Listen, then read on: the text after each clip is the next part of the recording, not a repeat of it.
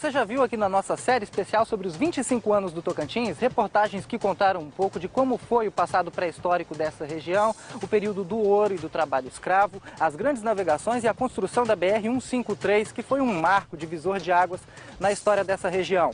Chegou a vez, então, de contar como aconteceu a divisão do antigo norte goiano, que deu origem ao Tocantins, o nosso estado. E o nosso passeio de hoje começa, então, aqui, no Palácio Araguaia.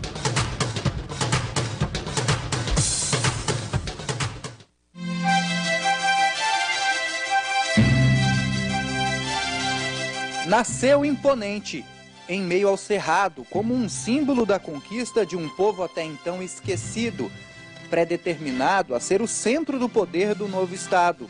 Soberano, mas é apenas a ponta de uma história que começou há muito tempo. O Palácio Araguaia recebe os visitantes com obras de arte que contam a história do Tocantins. Um olhar mais atento é capaz de identificar os momentos retratados aqui.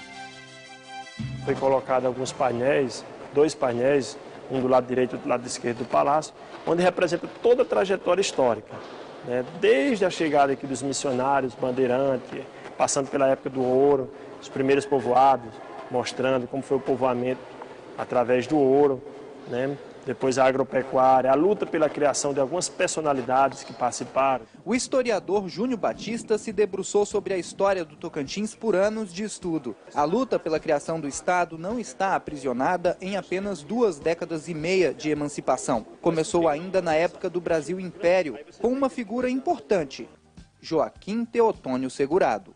Ele era um português, monarca, a favor da monarquia, e a favor da criação aqui da separação do norte em relação ao sul.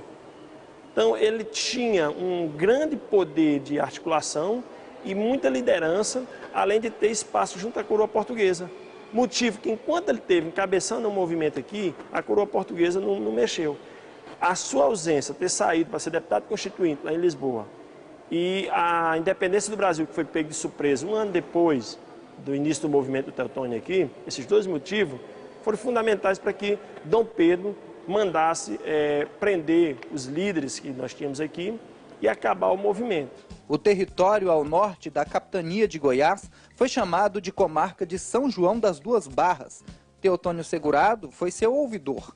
O desembargador se instalou na Vila de Palma, atual município de Paranã.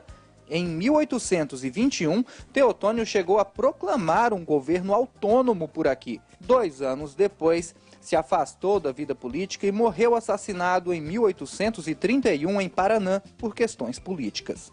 A luta pela emancipação do Tocantins perdeu forças até a metade do século passado. Em 1956, o juiz Feliciano Braga lançou em Porto Nacional o movimento Procriação do Estado do Tocantins.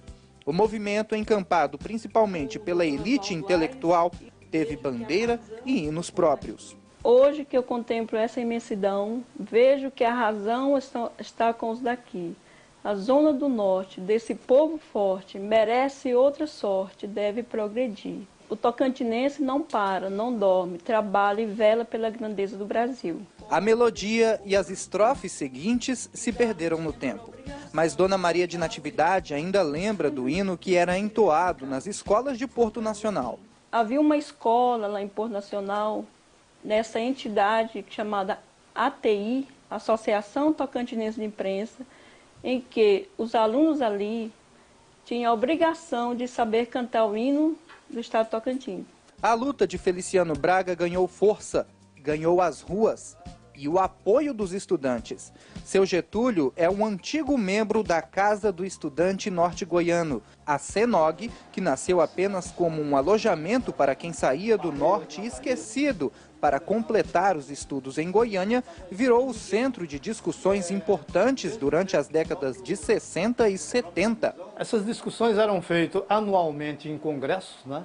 Fizemos vários congressos. O primeiro congresso, que foi inclusive o de fundação da CENOG, foi feito aqui em Porto Nacional. Lá também a gente tinha uma relação muito íntima com os representantes políticos, né, as lideranças políticas na Assembleia Legislativa e nos órgãos públicos do governo estadual, onde a gente fazia as reivindicações para a melhoria, né, o desenvolvimento do norte goiano. Na capital e no interior, forças se uniam pela criação do Estado. Eu chegava nas casas, pegava a assinatura das pessoas, as pessoas que tinham intenção, tinham desejo de ser um dia criado o Estado Tocantins. Ali naquela região, na beira do rio, aquelas pessoas todas sabiam desse movimento e eles assinavam e a gente encaminhava para o Congresso Nacional. A ditadura militar que vigorava na época foi uma mordaça no movimento separatista. O ato institucional número 5 levou vários membros da CENOG à cadeia, entre eles o jovem estudante de direito que liderava a causa. Os estudantes do norte de Goiás receberam essa pecha de subversivos, né, e comunistas, né? A ditadura precisava ter um pretexto, uma razão. Decretou, assim como todos os candidatos, a própria ONU e a CENOG também como extinta, né? Mais uma vez o movimento enfraqueceu, mas o sonho não havia morrido. Em 1981, surge a Comissão de Estudos dos Problemas do Norte, propondo novamente a criação do Tocantins. Nós realizamos o grande congresso em Brasília com cerca de 400 nortenses, né? Foram 3 dias de debate ali em Brasília, discutindo o norte goiano, né? E a partir dali saiu uma carta, e essa carta ela já teve uma repercussão muito grande a nível não só de Brasília, mas de Brasil, né? Então, a partir daí, a Conorte ela fez o quê? Congregar essas pessoas, esses idealistas, né? Produzir um grande trabalho de marketing que foi feito para conscientização não só aqui dentro do Tocantins, mas fora também dos parlamentares, governadores. O projeto esbarra no veto presidencial de José Sarney em 1985. Sarney tem mais de 30 anos de mandatos populares, é político há mais de 30 anos. Como ele iria transgredir princípios éticos e iria se manifestar, mesmo a favor, se fosse o caso, de um projeto de lei aprovado pelo Congresso Nacional, que ele ainda não recebeu, sobre o qual ele não se debruçou para estudar, de que ele não tem nenhuma informação, seria uma grosseria contra o Congresso Nacional, um desapreço. Um plebiscito com mais de 100 mil assinaturas leva o então presidente a criar a Comissão de Redivisão Territorial.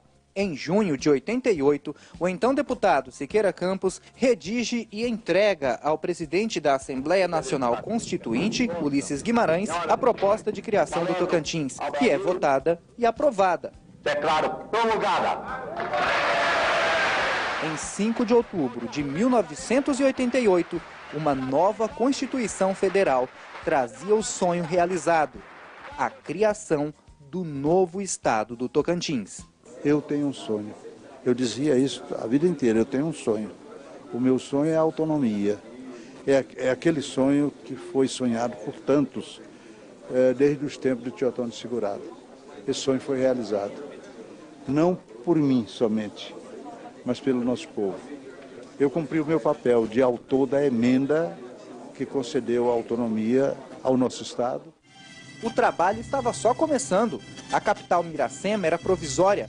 Era preciso desbravar o cerrado com homens e máquinas para construir Palmas. O Palacinho foi a primeira edificação erguida em Palmas no ano de 1989 e funcionou como sede do Poder Executivo até o ano de 1991. Foi daqui que partiram as primeiras decisões, medidas administrativas que criaram a nova capital, o novo estado. Hoje é um museu histórico. De maneira tímida, o pequeno museu guarda registros escassos de uma história ainda tão recente. Há 25 anos, o sonho de gerações se realizou. O Tocantins nasceu e há 2 décadas e meia vem crescendo, impressionando, fazendo de todos nós, quem aqui nasceu, quem aqui chegou, tocantinenses com muito orgulho.